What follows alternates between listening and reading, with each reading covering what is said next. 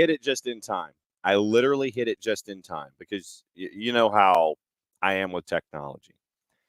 And you sit there and you think all the buttons are pressed, and you're making sure that okay, the path is what the path is, and when the show starts, and everything's is off and running. Traditionally, there's always like that one day a week where I'll forget to hit a button, and you'll see that. I was about a second and a half away from having that show up to start the Friday show here at SDH. Thanks for hanging out with us on a Friday, getting you ready for the weekend. John, hear you there. Thanks for hanging out with us on the YouTube channel live, on Twitch live, and on the 200 Indie Character app live. We'll go through the weekend and get you ready for all the competitions that we can put our hands on. There's a lot of news out there. There's some folks that are pissed, and we'll see what happens there. We'll get you ready. Programming reminder, obviously Prim and Proper will be out later today after lunch. Drew Dickinson and the 3D should be ready to go for us, and he'll have some things to say. And he went a direction, for those of you that follow on social media, he went a direction I didn't think he was going to go when it comes to his beloved Manchester United. So for those of you that follow him on social media, and you should anyway, it was an interesting turn for Drew. So we'll hopefully get the 3D, and we'll get to hear from him a little later this afternoon.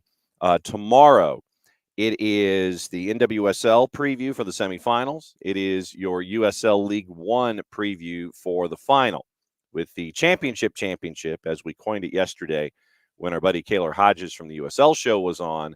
The championship, we're in the semifinals. Once again, we'll get into that later on in the show in hour number 2. And I'm trying to see if there's anything else that I've missed.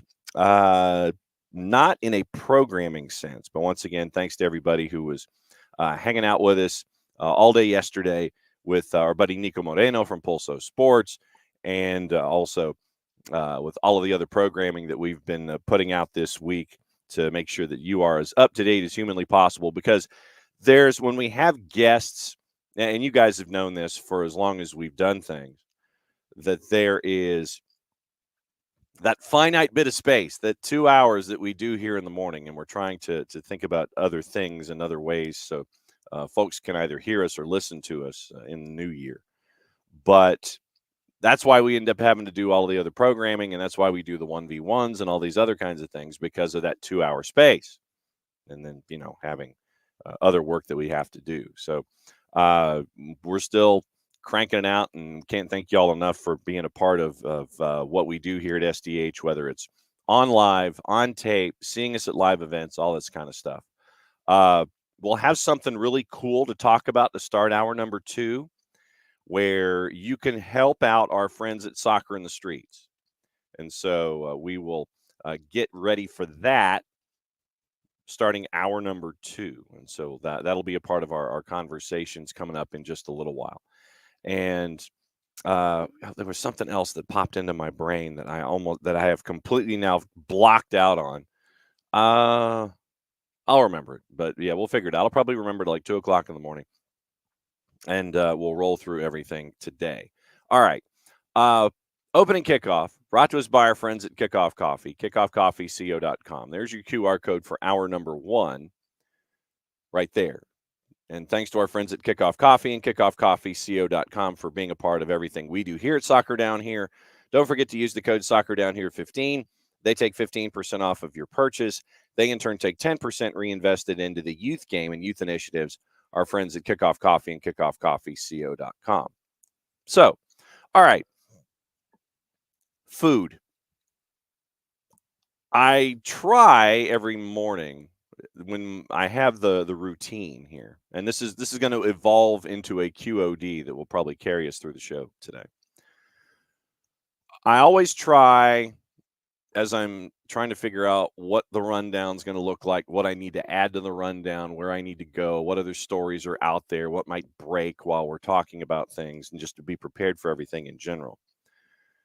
When it comes to food, I'm usually just crashing breakfast on the way down here, and usually it's with about 20 minutes to spare. You down a big, you down a big blueberry muffin with your breakfast, and you're off and running with your day.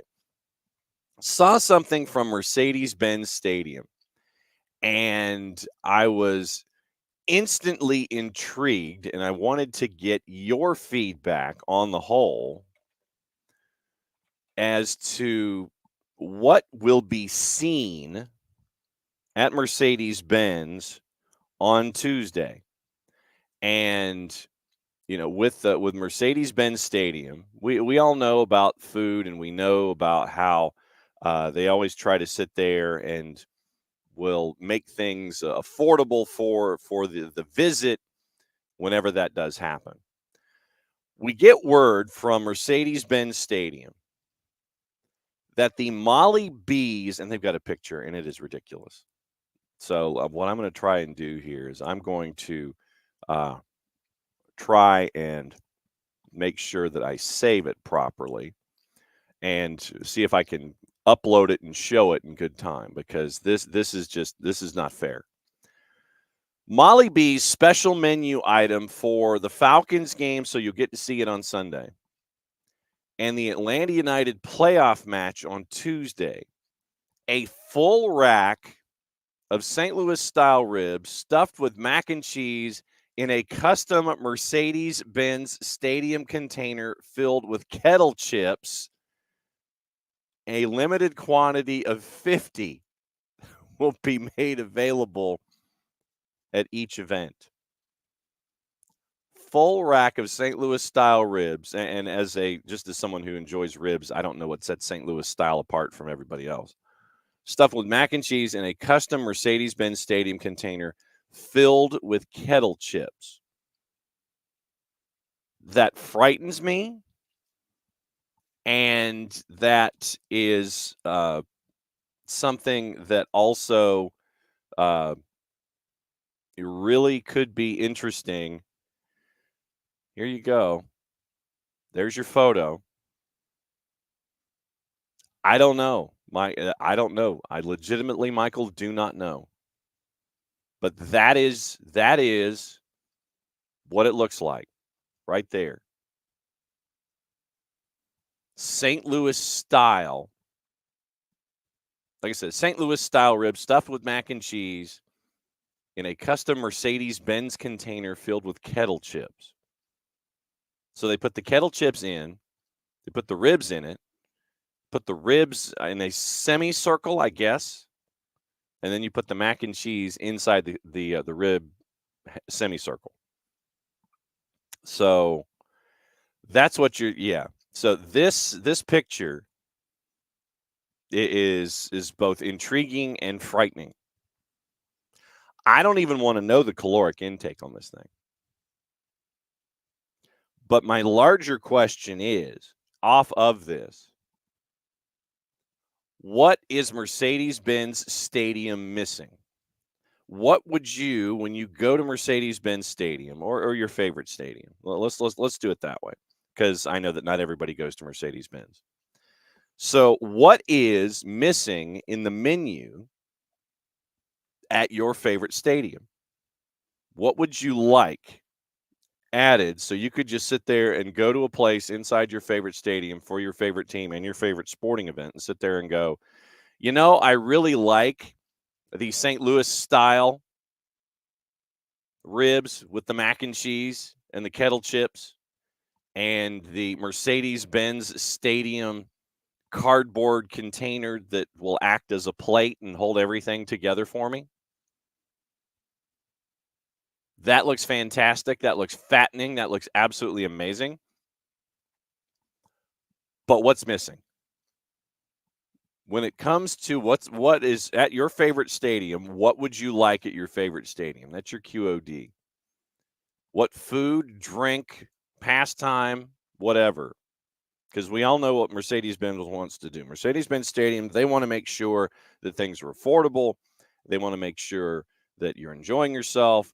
And, depending on the level of experience you want to have, if it's something that's, inexpensive, that you can get hot dogs and you can get, hamburgers and pizza at, decent prices when you walk in the door.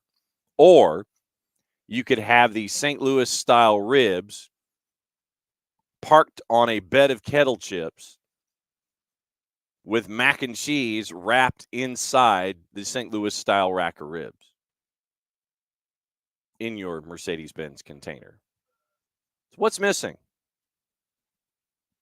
Let me know. Let us know in the Twitch pitch. What's missing when it comes to food? What is missing when it comes to all of the stuff that you see? You sit there and you go, man, this is great. As much as I'd like to be one of the first 50 people to get this, I don't even want to know what the price is. I don't even want to know. If they're limiting it to 50, the first 50 folks that walk in the door that go to Molly B's and say, hey, I want the MBS rib package. If they're limiting it to 50, what's the price tag? I mean, like I said, if it's St. Louis style rack of ribs, what is the price tag? What is the absolute price tag on that thing? So when somebody goes, if you go on Sunday, let us know on Monday. And if you go to the match on Tuesday, let us know Wednesday morning when we talk about everything. If you saw someone who got it, if you were one of the 50 who got it yourself, that looks amazing. It looks fattening as all hell. And I want to know what's missing. I want to know what's missing from your experience.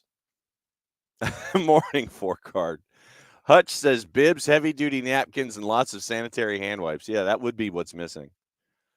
But, I mean, so outside of this particular menu item to make sure, and maybe if they allowed you to pack another shirt and bring that inside the stadium, so you're sitting there and you're not doing this, as you sit there and you wipe your shirt because you don't have enough napkins, you don't have enough sanitary hand wipes, you don't have all that stuff.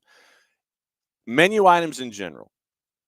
What would make the experience for you at your favorite stadium 100%? Like I said, it could be this St. Louis style rack of ribs with the mac and cheese perched on a bed of kettle chips on your Ersatz Mercedes-Benz Stadium wraparound plate. What's missing? What is missing at your favorite stadium that you'd like to have when it comes to food? I mean, for me, maybe you get Fresh Air Barbecue to come up from Jackson. Maybe you get Old Clinton to come up from Gray. You get them to have their booths. Line would be out the door. Something like that. But, yeah, your question of the day, what's missing from your favorite stadium menu item when you take your laps? What would make the experience 100% of 100%? Niall's looking for a sushi restaurant. I'm not a sushi guy, but I get it. I understand the fascination with raw fish because the boss will go that direction sometimes. And I'm like, okay, that's up to you. That's entirely up to you. So if there's something that's missing from your favorite stadium to make your experience 120% or 104%, and that's how we get Beyonce. But let me know. That's the QOD. That'll be like a thought that kind of reverberates through the show this morning.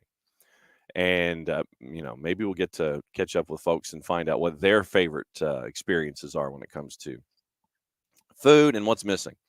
Hour number 2 is going to be weekend Whiparound, patent pending, trademark coming sooner, hopefully, rather than later. We got a lot of games this weekend, not just in Major League Soccer. And we've got a lot of news to get into this morning. And folks who might be leaving, folks who might be going. I know that Eric Ten Hag is right there at the top of the list for a lot of folks. It's like he's still very defiant. They got beaten pretty handily by Newcastle in the FA Cup. So everybody's like, bruh, when are you going to resign? He's like, I'm not resigning. I'm not quitting. We're not a bunch of quitters. I'm not going to quit because basically then if you quit, you don't get paid. So we've got those discussions coming up. We've got a lot of other things to get into in the show to get you ready for the weekend. And, you look at everything that has been going on, and there's price tags to get into. But the biggest thing came from Mike McGrath at the Telegraph. And we always say that when you have more than one reporter on a story, that's not necessarily something that you want.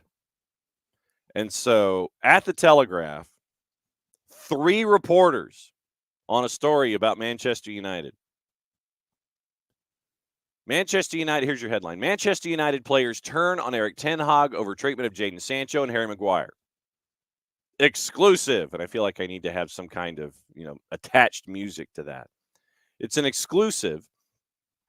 It is understood a number of players have privately not agreed with Ten Hag's strict approach, though there are loyalists in the squad. So there are loyalists in the squad. So here's the deal. McGrath, John Percy, and Tom Morgan. And the Telegraph even italicized the "and." Mike McGrath, John Percy, and Tom Morgan for emphasis. When you got 3 reporters on it, this is what's going on. Questioning Ten Hag's strict methods in his handling of Jadon Sancho and Harry Maguire, with the Dutch manager heading into a crucial run of matches that could potentially decide his fate.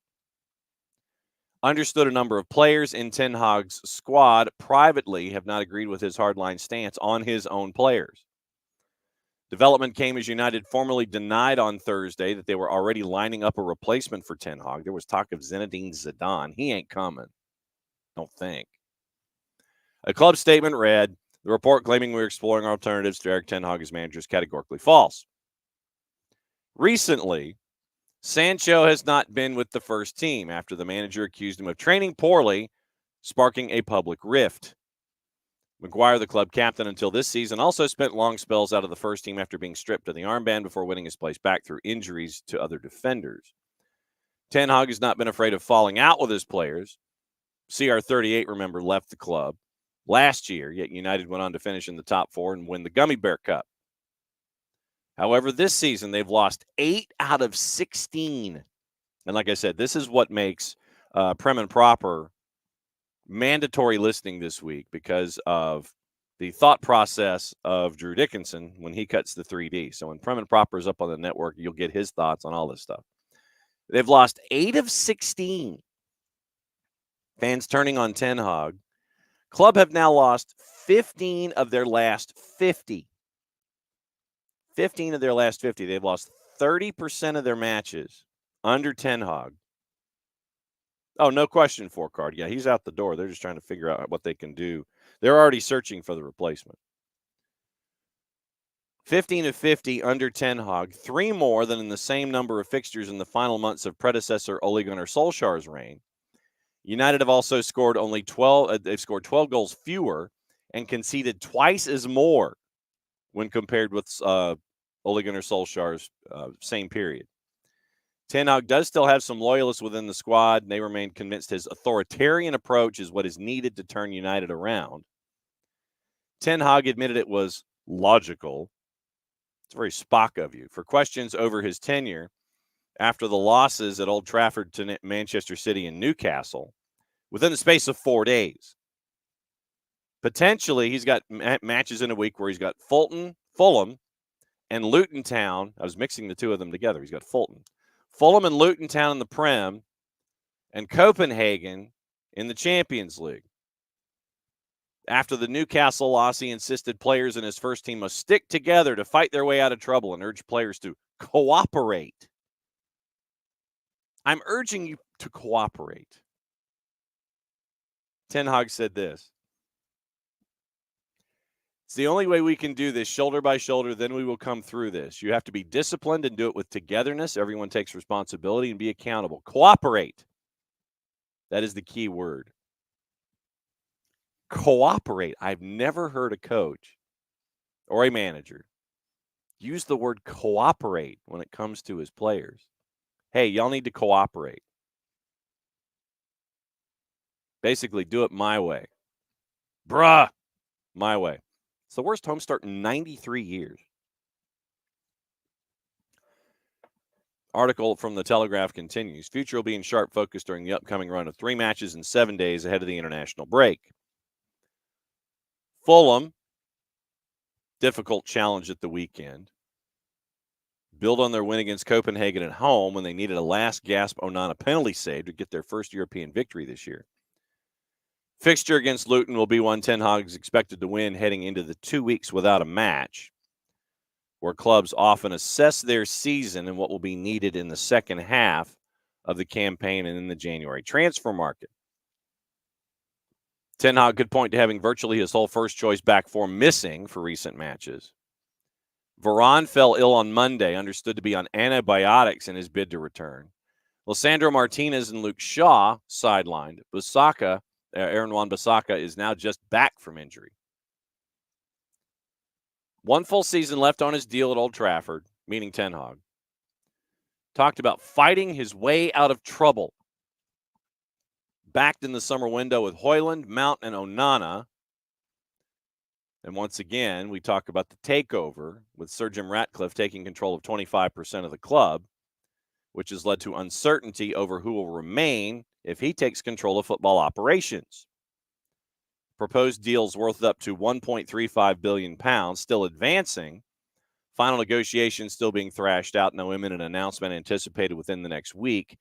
Sources maintain that a deal remains within sight and the sale is not believed to be in jeopardy despite ongoing delays.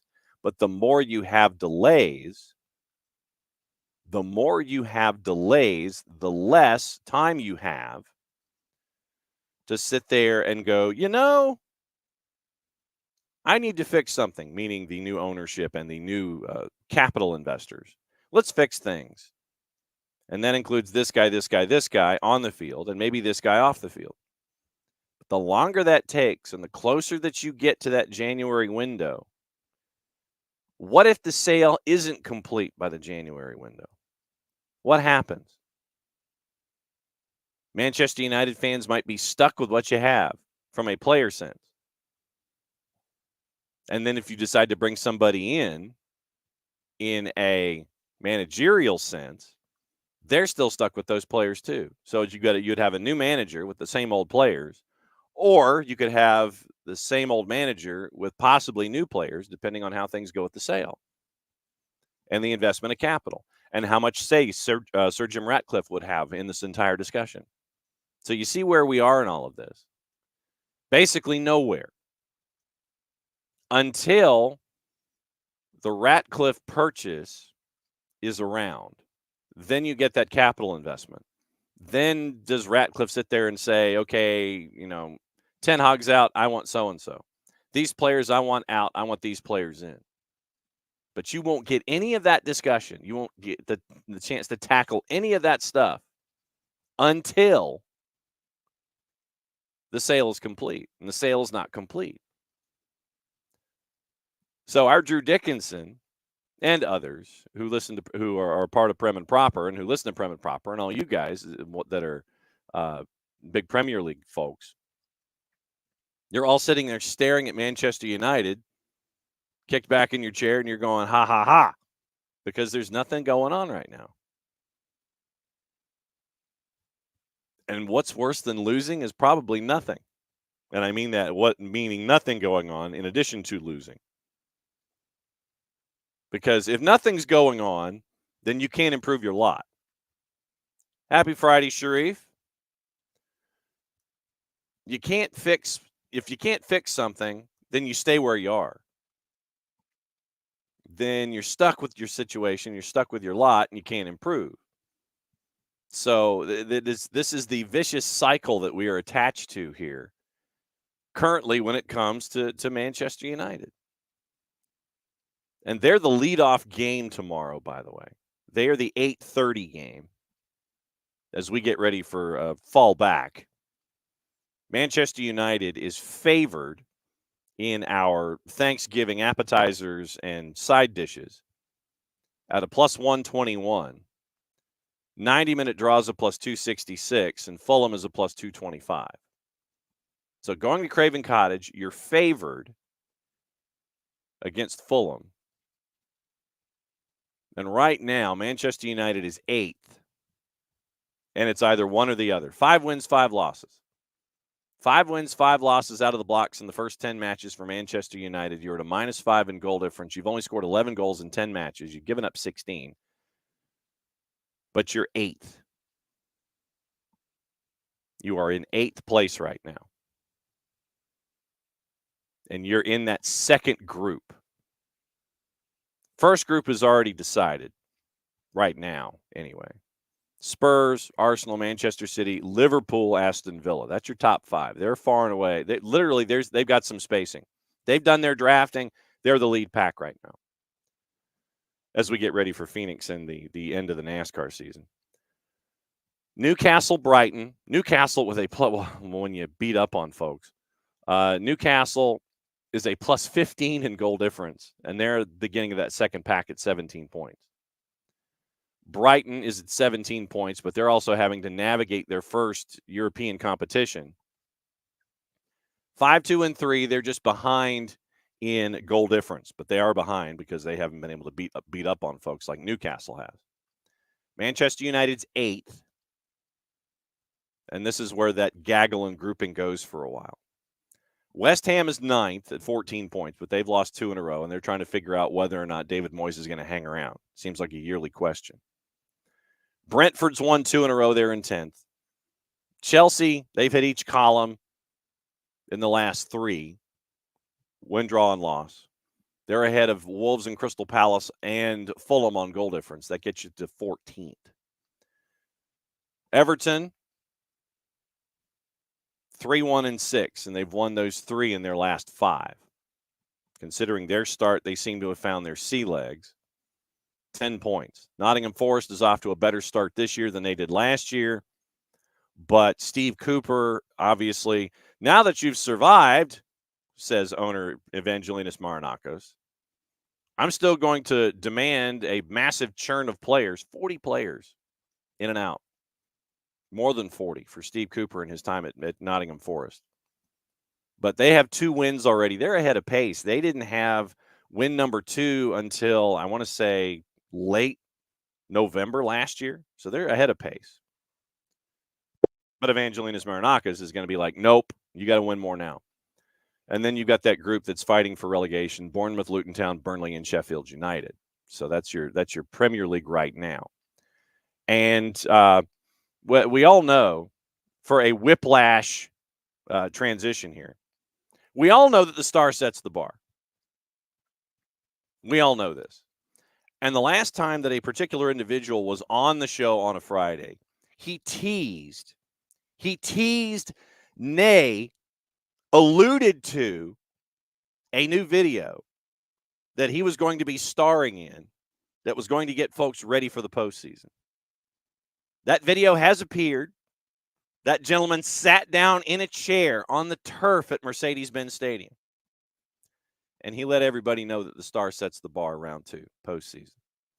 You know what that means?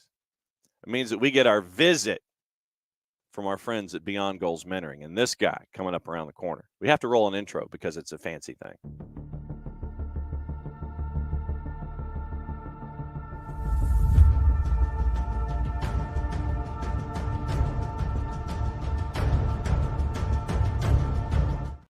Was that enough of an intro for you, Cap?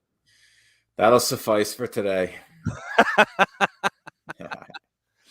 What was it like piecing the video together that you teased and got to produce? What did you think of the final product?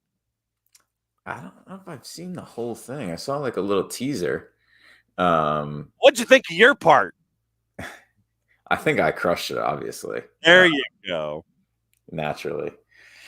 But I think there's more to come. Oh, really? Either that or I did a lot more that they were just like, we can't use this.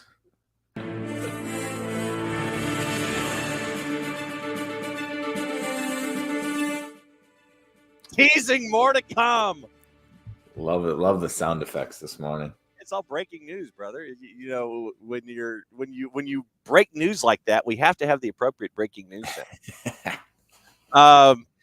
I know that there are a couple of things that I want to get into this morning. Obviously, I want to get into the postseason, and I want to get into the importance of matches to mentees and things like that, and pressure and dealing with pressure and all that kind of stuff. But first thing I want to talk to you about, sir, as a mogul, I think it's safe to say you're a mogul, aren't you? I don't know what the definition of a mogul is. But Well, I mean, all right. So let's go to our friends at Webster's. Let's go to our friends at Webster's. A mogul, a captain of industry, perhaps. Someone who's been very successful in business and has become very wealthy as a result. That is Webster. one of the two, John, I think, but wouldn't consider myself a mogul then, but maybe on the way. A captain of industry and a mogul in training. How about that? There we go. You got your first signing. We got our first signing for Rhode Island FC. Absolutely. Yeah, it was exciting. We had come to an agreement with him a few weeks ago, but couldn't announce anything. And yeah, really excited. Koke Vegas, he's a great goalkeeper, phenomenal person, just a really good human being, and really is going to set the tone for how we want to play. He plays out of the back really well. He's probably the best goalkeeper in USL with his feet. Which was important to us. But yeah, super excited to have him on board. And I mean, obviously, you sit there and you bring in a keeper like that, or you bring in a presence like that, regardless of position. But it just happens that you bring in Koke Vegas in. I mean, this is that shot across the bow that everybody's sitting there looking at, and they're going, "Oh, okay, Rhode Island FC. They're not messing around bringing in a guy like Koke Vegas." I mean, that's a big first shot to let everybody in USL Championship know it's like, yeah, we know we're building a certain way, but we're also pretty serious out of the blocks. Absolutely. And we know that the first signing was important in that regard, because I went through this experience signing with Atlanta, right, as a new franchise. And you're kind of like, well, who else is signing? What else is the roster going to look like? And, I remember calling Jeff because I had heard that he was in conversation saying, hey, you going to Atlanta? Are we doing this? Because you're like, want to make sure that the roster is going to be up to your standards and want to win, right? And all those things. So yeah, we know that the first signing was super important. We've gone after a couple other very high targets in USL and haven't been fortunate with those decisions, but obviously very, very excited that Koke worked out. And Four Card, I think, has set the bar for the business card for you. You're a mogul mentee. Mogul mentee for RIFC and Beyond Goals mentoring. So, yes, first off, so we take our cap off to you, sir, for your first signing. Thank you. And know that 11 billion signings. And, if you ever want to break any news and have Kano or anybody come on and we can discuss what's going on with Rhode Island FC. If you want to break any news, you've got a place where you can always do that kind of stuff. I know. And I've told you that we'll bring Kano on. So it'll happen. I'm going up to Rhode Island next weekend as we are having a tryout for 510 people. How do you do this? Next weekend. How do you, what do you rent the state of Rhode Island for the five? I mean, the entire state, you just sit there and wall it off and get the Rhode Island State Police to sit there. And it's like, are you here, sir, for the tryout for Rhode Island FC? Yes, you're allowed in. Or, if you don't have a special pass, no, you're not allowed into the limits here. You're not allowed into the state of Rhode Island until this is over. Is there enough space? How do you handle this? We're doing 180 people on Saturday, one field, 60 people at a time. And then the next day we're doing 330 people. We have two fields that day. And yeah, it's going to be hopefully a well-oiled machine, and it'll be organized and working. But yeah, it'll be a lot. It'll be long days. I was going to say the organization for doing something like this. I mean, this has to be something that's got to be the size of Tolstoy's War and Peace or Leon Yurce's QB7. I mean, to get something done like this, there's a lot of moving parts. A ton of moving parts. Yep. Yeah, we've been working on it for, for sure over a month since we got this incredible amount of interest in the tryout. So, but I mean, it's not people just from Rhode Island. It's from all of New England, New York, New Jersey, Ohio, Florida. There's people flying in for the tryout. So I mean, do you ever get a moment to sit there and go, I mean, damn, man. I mean, with all of this stuff, do you ever get a moment to sit there and look at where you guys have come from? And now you've got a moment like this coming up where you've got over 500 dudes coming to be a part of a piece of history. Do you ever get a chance to sit there and have and realize and understand the gravity of all these different steps that you're taking right now? not yet, because there's still so much to do, and there's still so many little things that you're like, oh, this is frustrating, or oh, this isn't how we wanted it to go, or how are we going to solve this little issue and this problem. It's like there's so many little things, and so maybe like opening night, or maybe when the stadiums finally open in year 2. I don't know, but not right now. There's just so much still to do. But we're happy that there's this interest, and hopefully we can find a few people that will earn a further opportunity to come to a different tryout that we're inviting certain individuals to. And hopefully sign one, right? We would love to sign permanently someone from the tryout. There's no guarantee, obviously, but that's the goal. So when it comes to, and I'll ask this the same question when it comes to what you and Greg are doing with Beyond Goals, do you ever get a chance to sit there, because of how busy you guys are, you with your mogul menteeing and building something from scratch and all the travel that you're doing and being a star of stage, screen, and video and all this kind of stuff? Do you and Greg ever get the chance to sit there over a virtual cup of coffee, I guess, unless you're in the same town, to sit there and go, man, we've really been able to accomplish a lot. We still have a lot we want to do, but we've really come a long way with what we wanted to set out to do here.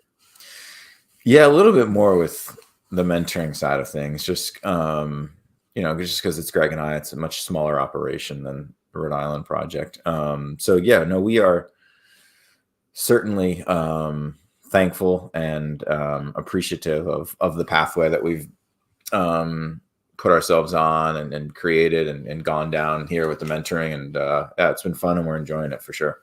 So when the two of you are having conversations, and you can tell me as much as you want here, I mean, how much mentoring do you give the other person? How much mentoring has Greg given you in this process? How much mentoring have you given Greg? How much growing have the two of you gone together as you've built this whole thing? Yeah, a decent amount. I mean, I think it's really nice to have right, to not be going solo in this thing, because sometimes you come across somebody or something and you're kind of like stuck, and you're like, man, how do I approach this, and how do I keep it fresh, and how do I connect better with this kid? And it's nice to have Greg to bounce ideas off of, or literally just say, hey, I think that you should take your next meeting with Greg and talk to him and get his ideas about some of these things. So, a lot of the mentees, we kind of share, and we just bring our different perspectives to things. So what was the last thing that you learned from Greg when it came to mentoring and this whole process? I don't know what the very last thing I learned, but So then what was the first thing? one of the biggest things I learned that I didn't know about Greg as a player was his journaling, and that he journaled every day, even as a pro. And I see a real benefit to journaling, especially for younger players. And so it's definitely something that I now talk to kids about, and not tell them that they should necessarily or have to, but hey, think about it and try it and see if you like it and if it works for you. Because Greg put that on to me and told me about his experience with it, and it makes a lot of sense. So then on the flip side, what have you been able to help Greg with when he has been adding to his mentoring dossier? What have you been able to help him with? Yeah, I mean, we both had a little bit different pathways to getting to where we were. So I try and help him a little bit with what kids are going through as far as high school to college. Obviously I take a lot of those mentees, but some of them Greg has relationships with. And so just trying to help him understand kind of what goes into that a little bit more, because he was gone out of the US before college was even a thought in his head. So just helping him with that experience, because that's a tough one for a lot of kids and a lot of families. There's so much that goes into trying to be seen and contact coaches, and it's a lot. So helping him with that sometimes.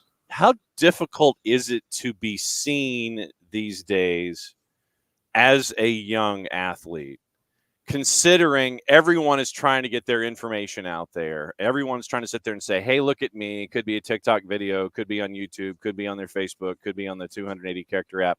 When you interact with your mentees, are there discussions about how to set yourself apart and make your approach different so you are noticed in this sea of individuals that are all trying to get noticed? Yeah, and we say like it's very difficult on a one-off game to get noticed, unless you're a goal scorer, and you're scoring 4 or 5 goals. But otherwise, it's the body of work, and there's certain things that we tell them in like a showcase. If you're going to a showcase or something, like what coaches are looking for, that can help out. But probably the biggest thing is just play to your strengths, and that's why knowing and understanding what your strengths are important, because coaches, when they're out there, if they don't know who they're looking at, right, they're not trying to see the whole body of work. They're trying to see what sets this person apart from the rest, right? And those are our strengths. It's not that our weakness isn't too bad, it's that our strength is really good. So you want to showcase your strengths in those environments, and in order to do that, you have to understand what your strengths are, and how you can do that. So when you're dealing with playing to your strengths, what are the conversations like with your mentees about admitting to those older individuals that you're trying to impress, hey, these parts of my game I still need to work on? Instead of sitting there and saying it's a negative, I know I still need to work on these things. What are the conversations like when it comes to your mentees and having them explain through what they need to work on, knowing that they're self-aware to do those kinds of things and not hiding the fact that, yeah, I've still got stuff to work on here. Look at all my positives. Don't look at any of my negatives. I understand I have things I have to work on. It's a delicate balance there.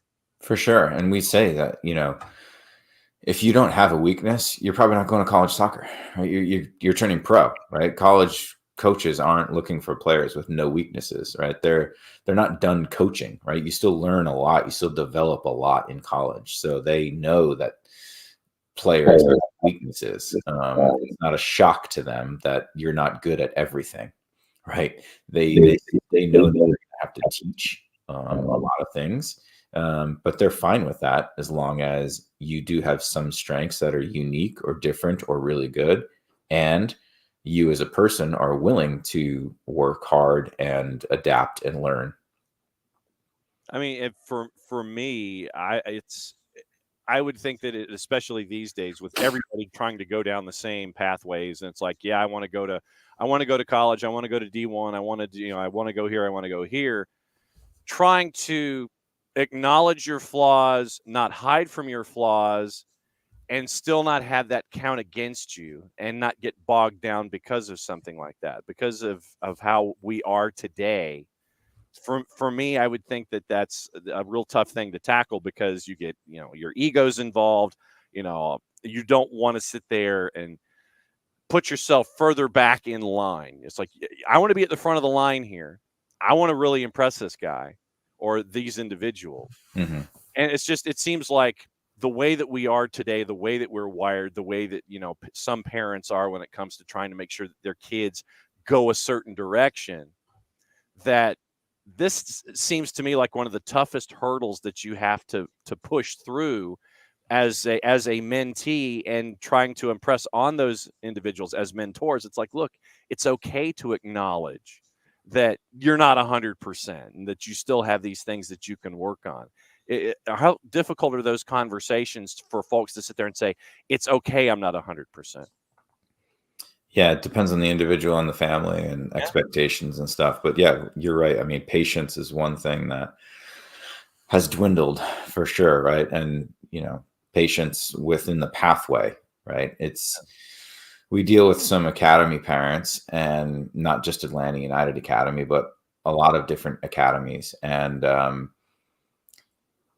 it's shocking, but not shocking, the amount of parents who are sure their kid is going pro and, are asking about agents when their kids are, 13, 14 years old. So it's not surprising then that some of the children are also impatient with their pathway, with their development. Because we see it a lot, and yeah, it's difficult. The conversations are with the kids and the parents. Is it distressing in addition to being difficult that you're seeing this? I mean, is this more of an upward trending kind of a thing that you're seeing these days? Well, I mean, we've only been doing it for so long, but I would assume so, just because there's, more recently, the pathway when I was coming up was college, right? Yeah. When I turned pro, there was a handful max players that were signing professional contracts before stepping foot on a college campus, right? Very young. And you had to be like a U17 national team stud. That's not the case anymore, Yeah. right? And so I think that the more that these younger players get these opportunities with homegrown contracts, and you know I'm not hating on homegrown contracts, because I think it's awesome and there's great opportunities out there. But I still think there's a false sense of reality of how many kids actually sign a homegrown deal every year, and how many of those then go on to actually play for the first team. So yeah, it's definitely more now than it was, just because there's more opportunities, and there is a higher likelihood because there's more kids doing it. But still, you just have to look at it. Like, how many homegrowns has Atlanta signed in 6 years? Handful. Yeah, 10 maybe. Yeah. Out of how many kids have gone through the academy, you can do the math, and then how many of those 10 have played for the first team? So it's the statistics are the statistics, and yet they don't line up with parents' expectations of when they're younger. And I mean, obviously, you would think that it's a bit of a wake up call for the parents as well. It's like this road is longer than you think, and there's more work that needs to be put in than you may imagine here. I would think that with parents that it's a wake up call, but I don't know, considering how driven parents are to try to have their young athletes go a certain direction. I would like to think that parents understand when all of this evidence is put in front of them, but I don't know that. Do the parents get it once this evidence is put in front of them? No, I don't. Usually not. Mm. And we, as I say, me, Greg and I, as former professional athletes, understand the pathway more because we went through it. Right? Parents that didn't even at least play at a high level in college or something haven't gone through this process before. So all they see is, my child is one of the best players at his age group and has been since he was 7 or 6. And now he's 13 and he's still the best in his, club. And so, yeah, he's on the pathway to being pro. But, Greg and I have seen countless players at every age group, right, that were the best players or were the top players, and they fall off at some point. And so much more of it has to do with the mental side of the game, and the motivation, and puberty, and what you do with your growing. And it's just like there's just so many variables, not to mention injuries and coaching, and it's incredible. Things have to line up. It's not just that you're talented. And I think that that's where a lot of people still don't understand it. And it's not just soccer here we're talking about, right? Yeah. You can be talented in any forum, but talent isn't enough to get to the top. It's one of the things that you have to have, but it's not the end all be all. before obviously our time goes, I do want to talk about Atlanta United hitting into game number 2. But yeah, I was at game number 1, freezing my butt off. Did you have good seats? Were you in a suite, sir? I was not. Okay. So then let me ask you this. If there was one overarching piece of advice that you would give to parental units when it comes to their young athlete and the path that the young athlete may want, which may differ from what the parents want, is there one overarching piece of advice that you would sit there and give parents? If you could sit them down like in the, like in your favorite cop show, you had the box, you had the interrogation room where folks could look in, like in Law and Order, you could look through the glass, everybody could see into the interrogation room, but it would be the detective and the suspect just going through what they were thinking about with the case. If we were on that Law and Order set, looking through the glass, looking in that interrogation room, and you and Greg are in there with, a group of parents or a parent, what's the one piece of advice before you open up the door and say, open it up, I'm done, that you would give parents when it comes to dealing with pathways and patience? What is there one piece of advice? Enjoy the current moment. Stop living off things in the past and stop worrying about things in the future. The pathway is what the pathway is going to be. We don't know, and you can't force it. But they only get to be 12 or 13 or 14 or 15, right? This one time. And so enjoy and help them enjoy being in this current moment and getting the best out of they can out of this current age group, and making sure that they're enjoying it and having fun with it. Because if they're not, that again, the talent doesn't matter. If they're not having fun, the motivation is not going to be there. And if the motivation is not there, it's not going to happen. All right. Let's go to freezing. And stop yelling on the sidelines. Exactly that. Yes. Our referees that we have come in here as guests and hosts, they have that too. Parents, be quiet. That's pretty much one of the big bylaws that we have. All right. Let's talk about you freezing your butt off. Columbus, very, very clinical, taking advantage of mistakes. And it was one mistake right at the end of the first half. And I know that as a defender, you're probably sitting there, and as that event is happening in the 45+2, I have this vision of what's going through your mind. And then a penalty shout, boot steps on boot, 2-0, and the way that the new playoff format is, it's like, okay, you just dust yourself off and head to game 2. What did you see when you were freezing your butt off?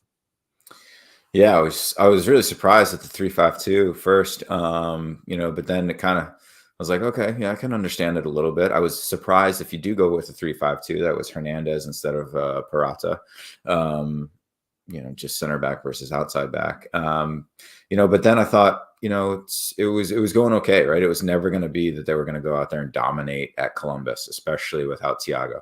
Right. So you understood that. I mean, granted, I thought we'd get more than 0 shots on target. But, I thought the game plan was okay. I was really surprised at, is it Muyumbo? Is that how you pronounce his name? Muyumba. Mm-hmm. Really surprised at his performance. I thought he should have had 3 yellow cards in the first half. But how do you get a yellow on your first foul and it's called persistent infringement? Well, I don't know if that was his first foul, was it? But yeah, it was the first one that he got whistled for, and he got it was the first foul for Atlanta United. He gets a whistle, and Opta calls it persistent infringement. Yeah, that I've seen that before, John, though, because if you've got and usually it's like a number 10, right, where they're trying to protect guys, right, where it's like if somebody's hitting Almada, right, and then there's one guy hitting him, and then a second guy's hitting him, and a third guy's hitting, you can't continually let this guy get hit like Philly, what Philly does. And for some reason it happened to be Aiden Morris in that game where like the first 20 minutes he got hit 4 times. And so yeah, if you're the 4th guy, unlucky. But even after that, I thought like, man, he was lucky to stay on the field in the first half, and that's why he got subbed out at halftime. And that's, you can't have that. You can't have Almada doing what he's doing in the last game of the season to miss the first game, and you can't have one of your other best players getting subbed at halftime because he can't control himself out there. It's just shocking. So, that's tactics aside. Like that's just, control yourself. Mm-hmm. So that was disappointing. It's unlucky for the penalty. But this new format sucks, I think, but I will say that it probably helps Atlanta United in this series. So, they go into the Bends and turn things around and win that game, and then anything can happen in Game 3. Mm-hmm. Now, so let me guess. If you had it your way, would you go 2 legs aggregate, or would you do one and done, or what would you do here? I would do 2 legs aggregate, at least for the first round. Yeah. I think that's exciting. Gives each team a home game. I know Apple TV wanted, more playoff games, home games for each team, right? I get that. That's probably why it's a 3-game thing, but this 3-game thing stinks. And, it's just shocking to me. Like I was watching the New England game, they were down 3-0 at halftime, and I was like, I would just sub on 3 strikers. Like, try and tie the game 3-3. What if you lose 9-0, it doesn't matter. Correct. So in that regard, it's just silly. If you're aggregate, at least every goal counts. Every goal matters. And when you think back to like when we played the Red Bull on our run to the cup, like how big that 3rd goal was at home, right? Massive goal. Whereas in this series, it doesn't matter at all. See, now this is the mogul owner, the dude who's all fired up now. This is fun stuff. So what's that's because I miss these games, and these are the big games. And in the big games, you need your players to show up. Not able to play, and 2, getting subbed out at halftime. And those are your 2 out of your top 4 or 5 players. Oh, what'd you think of Gigi getting newcomer of the year? Deserved. I thought he was a phenomenal signing by the club. He's a beast out there on the field. He works really hard. He's obviously a goal scorer. He's crazy in the box. So I thought it was deserved. It was. I was excited for him, and glad that they didn't just give it to Messi for being there for a little bit. All right. So without violating a confidence, really quickly, Amelia wants to know. So then, what does the manager say to these players in private, in the locker room, about these kinds of behavioral moments between the years? Yeah, I mean, they need to be learning experiences, right? And a lot of these guys are young. I don't know if they've ever played in playoff games before. Obviously, they've played in other big games, right? But you have to be leaders on this team and control yourself, control your emotions. It's one thing to set a tone and be aggressive, and you have to be in the playoffs, but it has to be, I think, addressed, and maybe not even in private. You could do it in front of the whole team, because sometimes that sends a message to the whole team. So I'm sure he did. That would drive me up a wall, and I'm sure it did Pineda as well, because he seems to be a pretty level-headed guy. All right, what's the latest with Beyond Goals? What's the latest and greatest? We're talking to a middle school team tonight, so prepping up our slideshow for that. So yeah, we got that going on tonight, and Greg's doing some stuff with Soccer in the Streets down there. So yeah, we're cruising along and doing our stuff with the academy. Nice. At BG Mentoring at MF Parkhurst. As always, Cap, great to see you, my friend. Enjoy the rest of your day. May all of the slides be in order, and may the message get across. Be well, my friend. Sounds good. Good luck on Tuesday. Enjoy. Thank you, sir. That's Michael Parkhurst. He's out. And it's always good to catch up with Cap and get his points of view when it comes to Atlanta United and to mentoring. And thanks again, as always, to our friends at the Friday Free Kick. And, yeah, we did hold the board up and put up more minutes. So it was very World Cup-y in this morning with Michael getting it past the top of the hour. And thank him for his patience, as always. Since it is the top of the hour, it is time to get levels set to a certain thing, hit the rock button, and read a promo. Brought to us by our friends at Eliminized Service, SDH is. Promise, promise, promise. Rotor-free, clean, fresh air, one place you need to go. The deodorizing enclosed spaces like houses, apartments, and condos.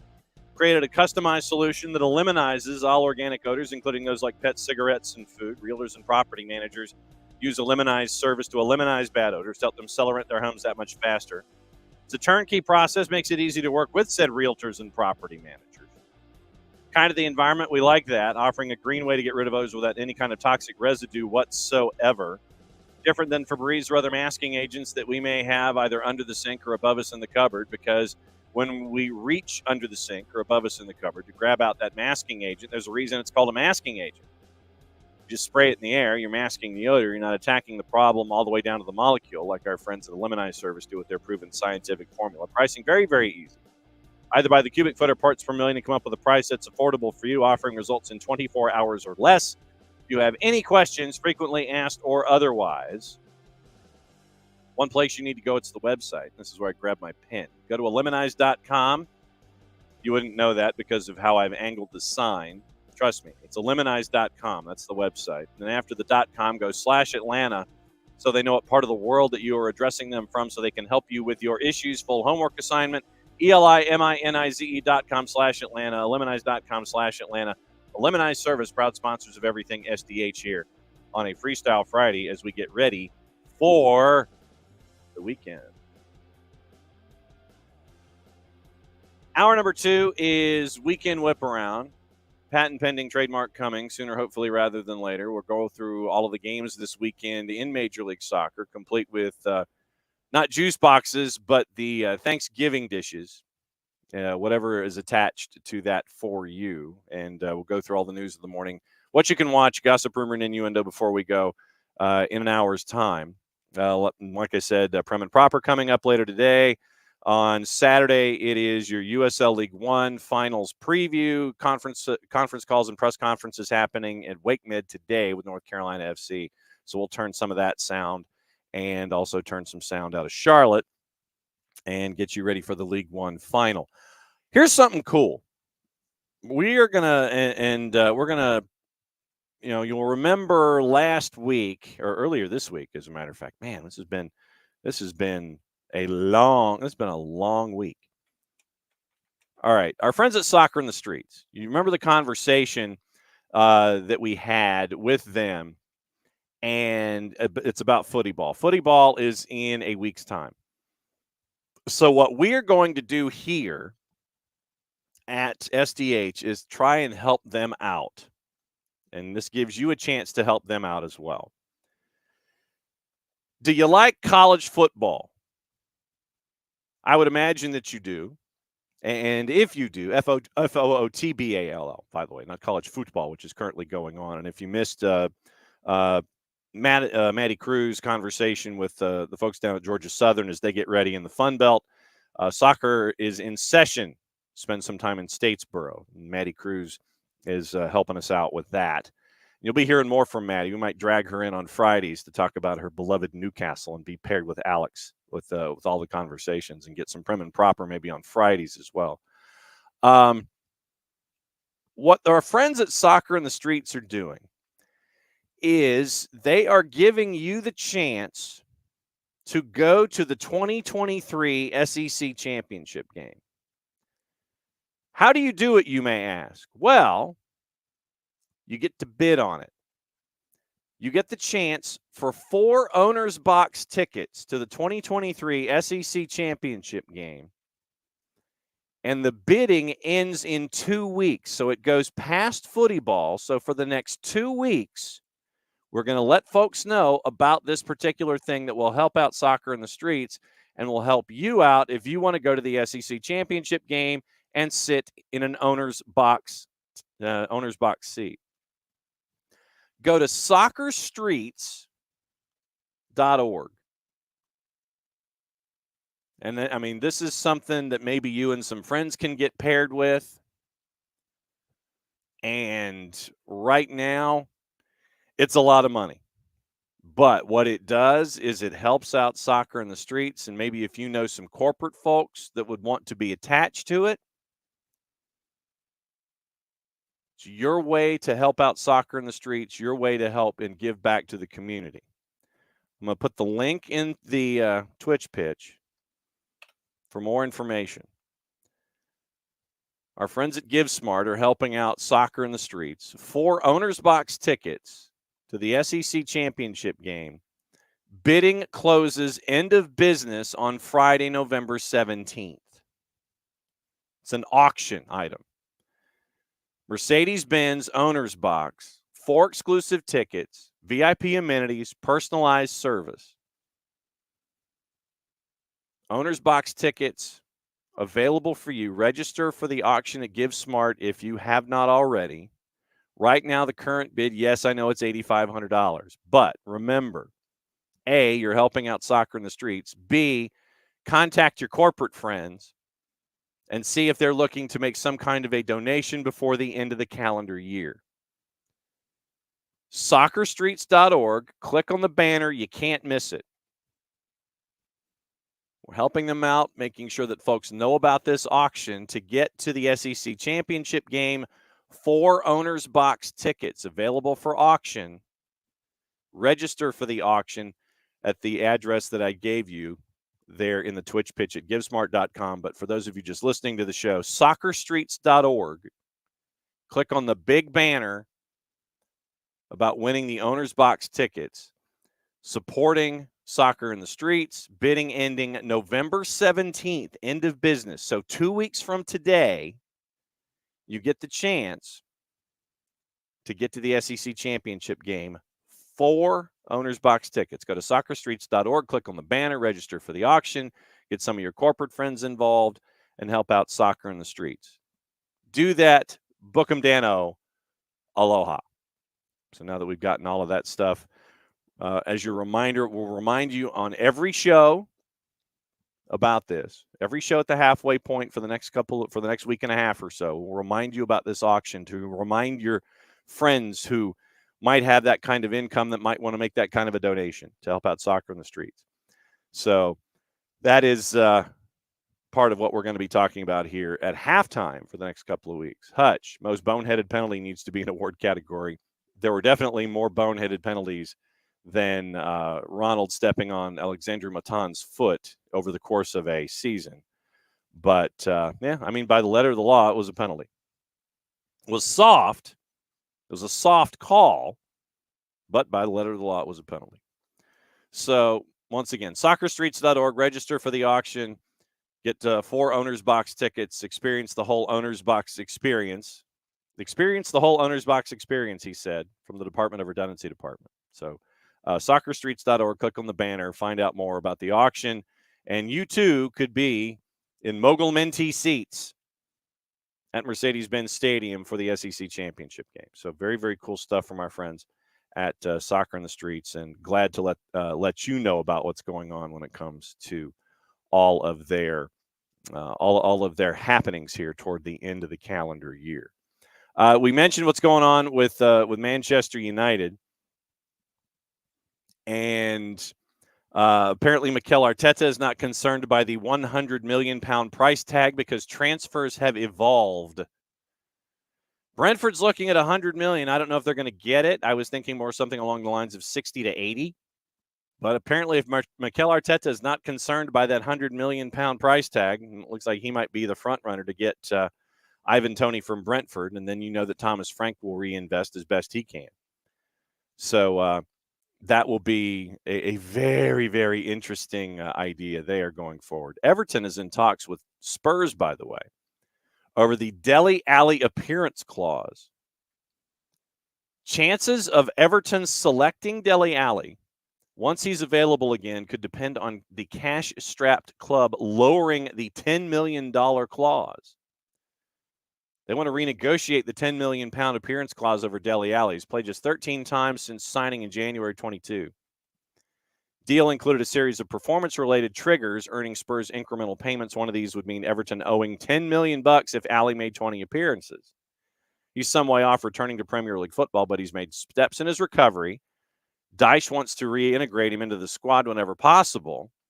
And remember, we talked about the possible 12-point deduction for violations of FFP. So then would Dele Alli even play more than 6 matches so they wouldn't have to pay the £10 million? Question. And if I'm Spurs, I'm like, why should I cut you a break? So we'll see what happens there. Busy weekend in Major League Soccer. We'll go back over the news and all of the gossip, rumor, and innuendo coming up in just a little bit. So here's your action this weekend in Major League Soccer. We've got 4 games, 2 on Saturday, 2 on Sunday. 7, my guess is 7:09 since it's on Apple, and 9:09 on Saturday. Sunday, you probably got a 5:09 and a 7:55 with Vancouver and LAFC. But let's go over the 4 matchups this weekend with New York and Cincinnati, starting things off 7 o'clock on Saturday night. So you'll have the choice of your multi-screen experience involving what you're seeing all the way across the board. So you've got 7 o'clock, Red Bulls in Cincinnati. Juice boxes right now. Red Bulls are a -102. Draws a +271, 90-minute draw. Remember, after 90 minutes, goes straight to penalties. And then FC Cincinnati to win on the road in a game that we anticipate being mucked up all to hell. They're at a +250, not at a +259. Fun facts. FC Cincinnati is unbeaten in their last 6 away matches in all comps against the Red Bulls, winning 3 and drawing 3, including a 2-1 win in last year's playoffs. Cincinnati's longest run of away games since a single opponent, against a single opponent without defeat, having never gone more than 3 straight unbeaten at any other opponent. New York has played 14 home matches since 2011, winning 7 and losing 7, including a defeat to Cincinnati last year. Red Bulls have scored in each of their last 12 home playoff games, the longest active run in MLS and 4th longest in league history. FC Cincinnati's 3-0 win over Red Bulls on Sunday was the club's 25th win in all comps this season, becoming just the 8th MLS team since the year 2000 to reach that milestone. Cincinnati had won a total of 29 matches over their first 4 seasons combined as an MLS club. Red Bulls have won their last 2 home matches, scoring 8 total goals across them. New York had only managed 6 goals in their previous 8 home games in all comps combined. Lucho Acosta had a goal and an assist in Cincy's win on Sunday, his 8th game this season, with at least 1 of each. And that includes the postseason. The only player with more such games in a single season in MLS history, including the playoffs, is Carlos Vela, who did so 13 times in 2019. I'm thinking, as 11, 13, and 10 matches up against 25 and 9, I'm thinking that this game gets so absolutely mucked up by the Red Bulls, it's not even funny. I think this series goes to a game 3. I would watch college football at 7 o'clock and maybe have a window open somewhere just to keep track of this one. And it's on Season Pass. It's not on the free side of Apple TV. I would keep an eye on this one. I would think that this match is going to be the ugliest match of the weekend. I think that Red Bulls, if they have their way, they're going to muck this thing. They're going to slow it down. They're going to frustrate Cincinnati. They're going to foul them. And it's going to be intriguing, the very least, to see how the game is monitored when it comes to your activity this weekend. Let me find the officiating crew, and we can go through the assignments here. And looking at the action this weekend, Victor Rivas is the man in the middle. Ooh, these Saturday games, they got some interesting guys in the middle. Victor Rivas is the man in the middle. Jeffrey Greason, Jeffrey Swartzel are your ARs. Remy Touchant is your 4th. Carol Ann Chenard is your VAR. Eric Weisbrod is your AVAR in this one. So then for FC Dallas and Seattle Sounders, I think, frankly, this is a 2 and done. I think that this is a sweep, especially with the news that we got about Alan Velasco. Torn ligament and torn second ligament as well in the knee. Rosendo Mendoza is the man in the middle. Logan Brown and Brooke Mayo are your ARs. John Freeman, no relation, is your 4th. Kevin Stott is your VAR. Kyle Atkins is your AVAR in this one.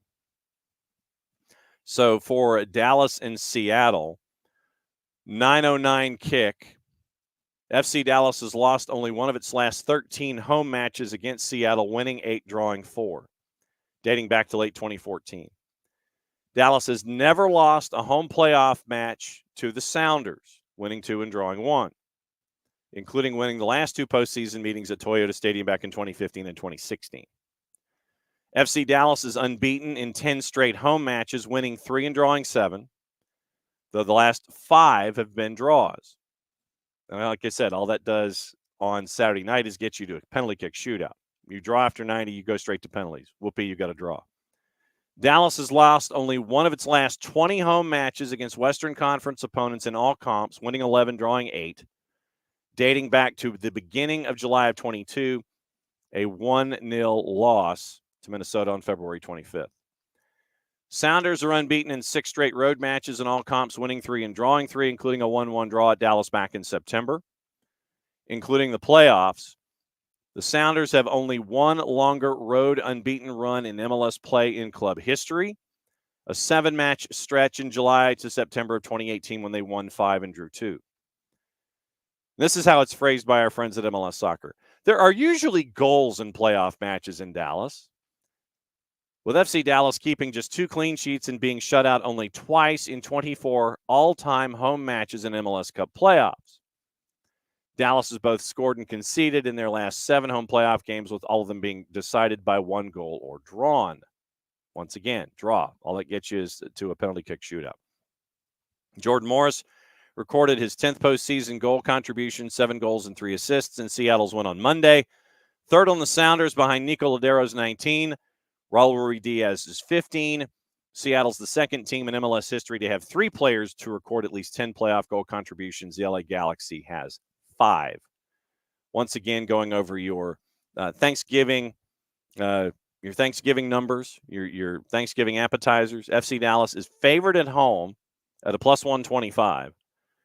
90-minute draw is a plus 236. Seattle on the road is a plus 218. I don't quite see it. I think that this one is 2 and done. I think that the loss of Alan Velasco, I know that you're going to want to, if you are Dallas, you need to find a secondary scorer, but who is it? Who's it going to be? Normally, you could sit there and try to figure out how to get Velasco free and in space. Question is, who's going to pick up the slack? And I don't know if anyone is going to be able to in the quick turnaround. So I think this one's 2 and done. I think Seattle gets it done for the late game on Saturday. Sunday, 2 games. Sporting and St. Louis. And since this one is, once again, this one is away from FS1 and any over-the-air broadcaster. So 5:09 Eastern kick, Kansas City at Children's Mercy, hosting All Caps. Ismail Elfath, man in the middle. Good choice. For a possible decider in a hostile environment with the number 1 seed in the West with their life on the line, Ismail Elfath, good call. Michael Barwegen and Lais Arfa are your ARs. Guido Gonzalez Jr. is your 4th. Michael Radchuk is your VAR. Jonathan Johnson is your AVAR in this case.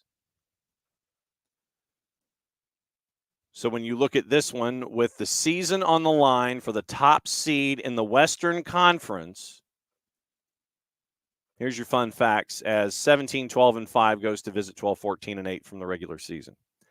Sporting's 4-1 win on Sunday marked just the 8th time in MLS history a road team has won a playoff match by 3 or more goals, and the 6th 4-goal away performance in MLS playoff history, and the first since 2017 when it was Red Bulls at Fire.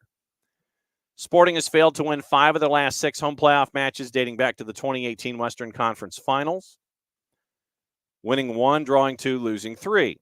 Sporting had won 14 of their previous 18 home playoff matches, drawing 3 of them and losing 1 from 2000 to the 2018 conference semis. All Caps will try to become just the 3rd expansion team to win an away playoff match after Chicago in 1998 and Nashville SC in 2020. St. Louis has managed only 3 wins in their last 16 away matches in all comps, losing 10 of them, drawing 3, however, after winning their first 3 on the road. Daniel Shallowy scored his 4th career playoff goal for Sporting in the 4-1 win on Sunday, equaling the 3rd most in club history. Only Preki and Miklos Molnar. I don't even know what a Miklos Molnar is.